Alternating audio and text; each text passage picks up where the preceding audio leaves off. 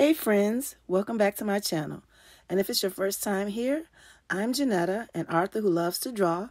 On my channel, I focus on combining storytelling with art. If that's something you're interested in, please like, comment, subscribe, and share. Let's get to it. One of the worst things a person at peace with herself and her life can do is listen to someone who is not. That is exactly why I refused my best friend's offer to fix me up with my perfect match. No offense to Cece, but if she couldn't find a perfect match for herself, I doubt she can find one for me. Her and her husband, Greg, are like two bull-headed warriors, clashing over their shared domain. If that's what she was able to find for herself, then no thank you, I'll pass. Talia, are you sure you don't want to meet him? Cece's voice rang out through my earbuds.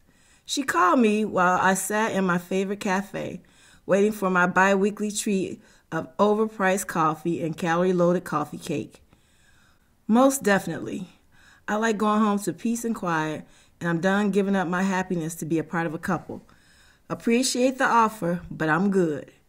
I reached into my bag and pulled out the book I was hoping this conversation wouldn't trump me getting a chance to read. Pity, you are missing out on a chance for love. Guess I have to find someone else to hook him up with. He's too nice of a guy to go to waste.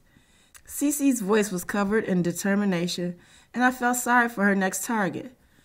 I'm good with that, and for the record, love is a unicorn, and I'm done taking chances and chasing unicorns. I smiled at the waitress as she set my treats in front of me. Yeah, I get it. Go on and enjoy your utopia, and I'll catch up with you later. Will do, I said, ending the call and pulling out my earbuds. As I reached for my coffee and cake, a voice from the table next to me said, "Excuse me, young lady, but due to the close proximity of these tables, I couldn't help overhearing your comment about unicorns. Let me tell you, unicorns exist and are worth the chance and chase." I resisted the strong urge to roll my eyes as I looked over at the lady that sat at the table next to mine. She looked like she was in her 40s, but I suspected she was in her late 50s or early 60s. To my surprise, she stood and took a couple of steps over to my table. "You mind if I join you?" she asked and waited until I gave her the go-ahead before having a seat. "I'm Lauren, by the way."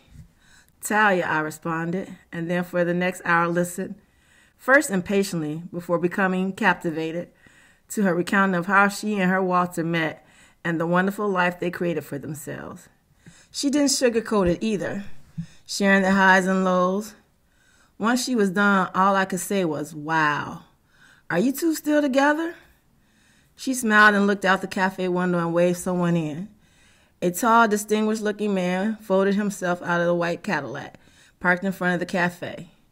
"He hasn't been waiting for you all this time, has he?" "No, I wouldn't be that inconsiderate. He pulled up about 5 minutes ago, and I signaled him to give me a minute." Walter reached the table, and she introduced us. "Walter, this lovely young lady is Talia, and Talia, this handsome gentleman, is the one who restored my belief in unicorns." Walter gave his wife a questioning look, then turned and greeted me.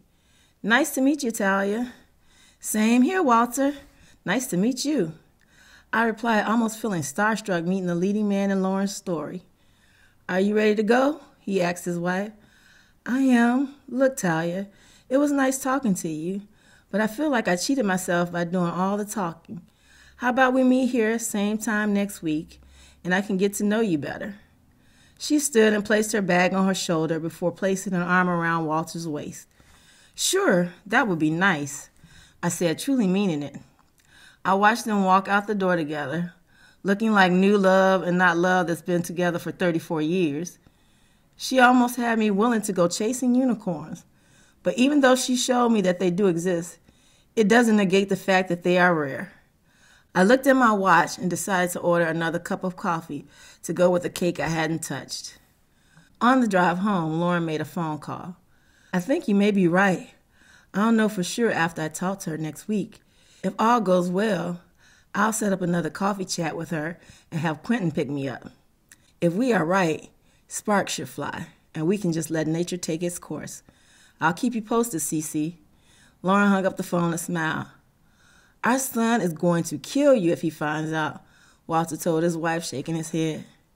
Love is a unicorn, and some people like our son and Talia need a little help capturing it. If it happens to result in me getting a few grandbabies, then I'm all for helping them out. What is it with you and unicorns today? Walter asked, perplexed. Lauren laughed before filling him in. Talia finished her coffee and cake, then headed home, unsuspecting that she would soon catch a unicorn. Hope you enjoyed today's story. If you did, don't forget to like, comment, subscribe, and share. Until next time, be and stay blessed.